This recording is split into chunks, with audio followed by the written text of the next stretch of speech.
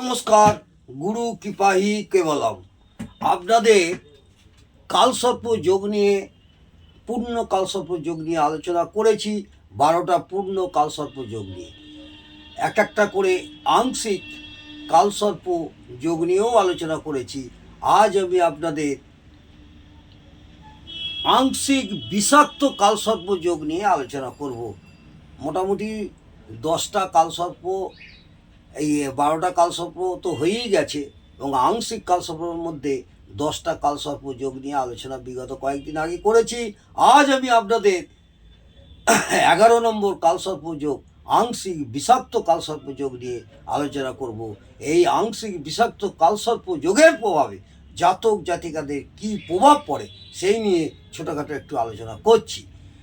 একাদশ ঘরে যদি রাহু, একাদশ কোনো জাতক জাতিকা জন্মপঞ্জিকায় যদি একাদশভাবে যদি রাহু গ্রহ স্পষ্টভাবে থাকে, অর্থাৎ একাদশভাবে জন্মকুণ্ডলিতে একাদশ ঘরে রাহু স্থিত হয়ে আছে, এবং এই কুণ্ডলীর একটি গ্রহ স্পষ্টভাবে রাহু কেতুর পরিধির বাইরে আছে, সেই কারণে এখানে আমরা আংশিক বিষাক্ত কালসর্প যোগ বলে গণ্য করব। বোঝা গেল? তার মানে লগ্ন সাপেক্ষে একাদশভাবে রাহু থাকবে এবং পঞ্চমভাবে কেতু থাকবে, এবং রাহু কেতুর বাইরে, পরিধির বাইরে যে কোনো একটি গ্রহ থাকবে, তখন আমরা এটা আংশিক বিষাক্ত কালসর্প যোগ বলে গণ্য করব। যেমন আমি একটা উদাহরণস্বরূপ জানাচ্ছি।